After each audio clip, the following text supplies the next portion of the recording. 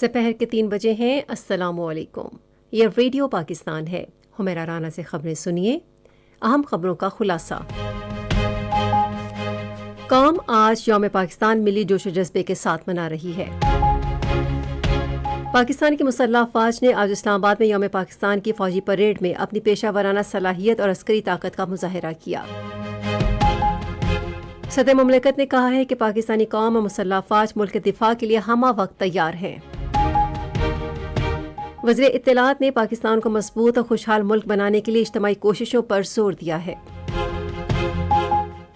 قومی اسمبلی کے اسپیکر نے کہا ہے کہ پاکستان تجارت اور کاروبار کے حوالے سے وسیع مواقع کا حامل ملک ہے۔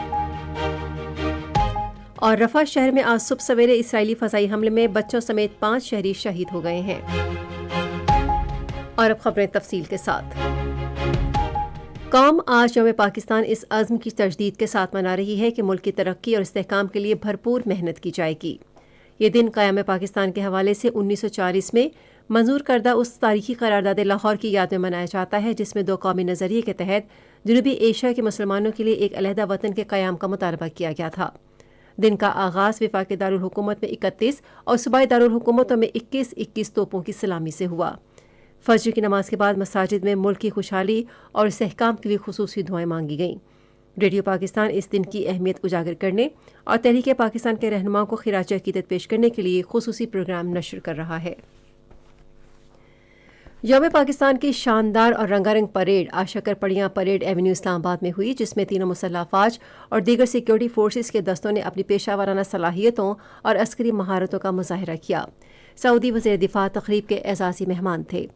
وزیر اعظم شہباز شریف، تینوں مسلح افواج کے سربراہان کے علاوہ دیگر اہم شخصیات نے بھی تقریب میں شرکت کی۔ اس شاندار تقریب کا آغاز پاک فضائیہ اور پاک بحریہ کے لڑاکا طیاروں کے فضائی مارچ پاسٹ سے ہوا۔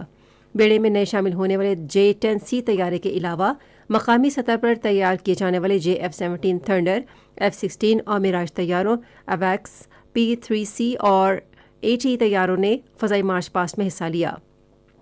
پاک فوج، بحریہ، پاک فضائیہ، اسپیشل سروسز گروپ، فرنٹیئر کور، رینجرز، خیبر پختونخوا پولیس اور گلگت بلتستان اسکاؤٹس کے دستے مہمان خصوصی اور اعزازی مہمان کو سلامی پیش کرتے ہوئے سلامی کے چبوترے کے سامنے سے گزرے۔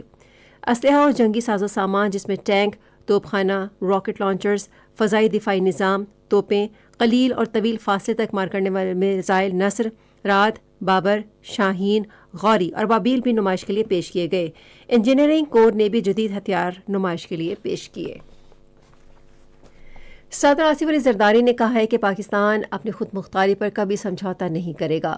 انہوں نے آج شکر پڑیاں اسلام آباد کے پریڈ گراؤنڈ میں یوم پاکستان کے حوالے سے فوجی پریڈ سے خطاب کرتے ہوئے کہا کہ پاکستان اپنے تمام ہمسایہ ملکوں کے ساتھ اچھے تعلقات چاہتا ہے۔ تاہم انہوں نے کہا کہ پاکستانی قوم اور مسلح افواج ملک کے دفاع اور کسی بھی قسم کی جارحیت کا جواب دینے کے لیے ہمہ وقت تیار ہیں۔ صدر نے بھارت کے غیر قانونی زیر قبضہ جموں و کشمیر میں بھارتی مظالم اور انسانی حقوق کی خلاف ورزیوں کی مذمت کرتے ہوئے بین الاقوامی برادری پر زور دیا کہ وہ اقوام متحدہ کی سلامتی کونسل کی قراردادوں پر عمل درآمد یقینی بنائے۔ انہوں نے ظلم کے خلاف منصفانہ جدوجہد میں کشمیریوں کے شانہ بشانہ رہنے کے حوالے سے پاکستان کے عزم کا اعادہ کیا۔ ملک کو درپیش چیلنجز کا حوالہ دیتے ہوئے صدر نے کہا کہ انتخابی عمل کے بعد ایک جمہوری حکومت قائم ہو گئی ہے۔ انہوں نے کہا کہ معیشت بہتر بنانے کے لیے خصوصی سرمایہ کاری سہولت کونسل کا قیام عمل میں لایا گیا ہے۔ صدر نے تمام سیاسی جماعتوں پر زور دیا کہ وہ سیاسی مفادات سے بالاتر ہو کر ملک کی سلامتی اور خوشحالی کے لیے مل کر کام کریں۔ آصف علی زرداری نے فلسطینی عوام کے ساتھ یکجہتی کا اظہار کرتے ہوئے عالمی برادری پر زور دیا کہ وہ فلسطین میں بچوں اور خواتین سمیت بے گناہ فلسطینیوں کے قتل عام کا سلسلہ فوری طور پر رکوانے کو یقینی بنائے۔ انہوں نے کہا کہ پاکستان مسئلہ فلسطین فلسطینی عوام کی امنگوں کے مطابق حل ہونے تک ان کی حمایت جاری رکھے گا۔ صدر آصف علی زرداری نے سعودی وزیر دفاع شہزادہ خالد بن سلمان بن عبدالعزیز ال سعود کو پاکستان اور سعودی عرب کے درمیان 2 طرفہ تعلقات خصوصاً دفاع کے شعبے میں تعلقات کو فروغ دینے میں ان کی شاندار خدمات کے اعتراف میں نشان پاکستان کا اعزاز عطا کیا ہے۔ پروقار تقریب ایوان صدر اسلام آباد میں منعقد ہوئی، جس میں وزیر اعظم شہباز شریف، وزیر دفاع خواجہ آصف اور تینوں مسلح افواج کے سربراہان نے شرکت کی۔ اطلاعات و نشریات کے وزیر عطاءاللہ تارڑ نے پاکستان کو مضبوط اور خوشحال ملک بنانے کے لیے اجتماعی کوششوں پر زور دیا ہے۔ یوم پاکستان کے موقع پر اپنے پیغام میں انہوں نے کہا کہ پاکستان ایک نعمت ہے جو بہت مشکل سے حاصل ہوئی ہے۔ انہوں نے کہا کہ ہمیں اس نعمت کی قدر کرنی چاہیے اور ملک کو مضبوط اور ترقی یافتہ بنانے کے لیے اپنا کردار ادا کرنا چاہیے۔ انہوں نے اختلافات کو بالائے طاق رکھ کر قومی مقاصد کے حصول کے لیے آپس میں متحد ہو کر کام کرنے کی اہمیت پر زور دیا۔ یہ خبریں آپ ریڈیو پاکستان سے سن رہے ہیں۔ قومی اسمبلی کے اسپیکر سردار ایاز صادق نے کہا ہے کہ پاکستان تجارت اور کاروبار کے حوالے سے وسیع مواقع کا حامل ملک ہے۔ ان خیالات کا اظہار انہوں نے ترکی کے سفیر ڈاکٹر محمد پکاشچی سے گفتگو کرتے ہوئے کیا، جنہوں نے پارلیمنٹ ہاؤس اسلام آباد میں ان سے ملاقات کی۔ اسپیکر نے کہا کہ پاکستان میں متنوع قدرتی مناظر ترکی جیسے سیاحوں کے لیے پرکشش مقام کی حیثیت رکھتے ہیں۔ انہوں نے کہا کہ پاکستان اور ترکی کی پارلیمنٹس کے درمیان کثیر جہتی فورموں کے تحت تعاون کے وسیع مواقع موجود ہیں۔ ترکی کے سفیر نے سردار ایاز صادق کو اسپیکر قومی اسمبلی کی حیثیت سے ان کے کامیاب انتخاب پر مبارکباد دی۔ انہوں نے کہا کہ دو طرفہ تعلقات کو مضبوط بنانے کے لیے پارلیمنٹ کی سطح پر رابطے اہم ہیں۔ وزیراعظم شہباز شریف نے گزشتہ رات ماسکو میں ہونے والے المناک حملے کی شدید مذمت کی ہے، جس میں 60 قیمتی جانیں ضائع ہوئی ہیں۔ سماجی رابطے کی ویب سائٹ ایکس پر کی گئی پوسٹ میں انہوں نے متاثرہ خاندانوں کے ساتھ دلی ہمدردی کا اظہار کیا۔ وزیراعظم نے کہا کہ پاکستان مشکل کی اس گھڑی میں روس کے ساتھ کھڑا ہے۔ رفح شہر کے شمالی حصے میں آج صبح سویرے اسرائیلی فضائی حملے میں بچوں سمیت 5 شہری شہید ہو گئے ہیں، متعدد زخمی ہوئے ہیں۔ طبی ذرائع کے مطابق اسرائیلی جنگی طیاروں نے معراج کے علاقے میں 2 منزلہ گھر پر بمباری کی۔ ادھر اسرائیلی جنگی طیاروں کے القرارہ شہر خان یونس کے شمالی اور غزہ کی پٹی کے جنوب میں بھی فضائی حملے کیے گئے، جس کے نتیجے میں بھاری نقصان ہوا۔ بھارت کے صوبے اتراکھنڈ میں ہندتوا نظریے پر عمل پیرا بھارتیہ جنتا پارٹی اور راشٹریہ سوائم سیوک سنگھ کے زیر اثر مقامی تاجر تنظیم نے مسلمان تاجروں کو دھرچلا شہر چھوڑنے کا کہا ہے، جو ملک میں مسلمانوں کے خلاف بڑھتی ہوئی عدم برداشت اور تعصب کی تازہ ترین مثال ہے۔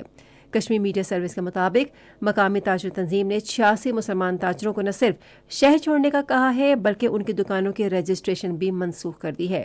تنظیم مسلمان برادری کو غیر مقامی قرار دے کر ہدف بنا رہی ہے۔ دارچلا شہر کے مسلمانوں نے اس صورتحال پر تشویش اور مایوسی کا اظہار کیا ہے۔ موسمیات کا عالمی دن آج منایا جا رہا ہے۔ 23 مارچ 1950 میں قائم کی گئی عالمی موسمیاتی تنظیم کی یاد میں 1951 میں آج کے دن کو عالمی دن کے طور پر منانے کی منظوری دی گئی۔ اس سال دن کا موضوع ہے ماحولیاتی تبدیلی کی روک تھام کے لیے صف اول کی کوششیں۔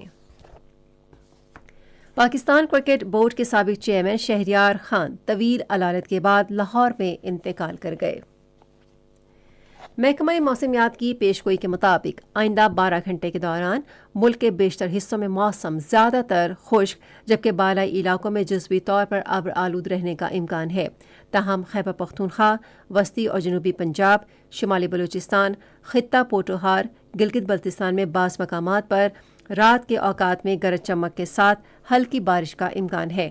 آج ریکارڈ کیا گیا مختلف شہروں کا درجہ حرارت: اسلام آباد 26 ڈگری سینٹی گریڈ، لاہور 30، کراچی 31، پشاور 26، کوئٹہ 29، گلگت 23، مری 13، مظفر آباد 22، سری نگر 19، جموں 30 اور لیہ میں 2 ڈگری سینٹی گریڈ ریکارڈ کیا گیا۔ خاص خبروں کا خلاصہ ایک بار پھر سماعت کیجیے۔ قوم آج یوم پاکستان ملی جوش و جذبے کے ساتھ منا رہی ہے۔ پاکستان کی مسلح افواج نے آج اسلام آباد میں یوم پاکستان کی فوجی پریڈ میں اپنی پیشہ ورانہ صلاحیت اور عسکری قیادت کا مظاہرہ کیا۔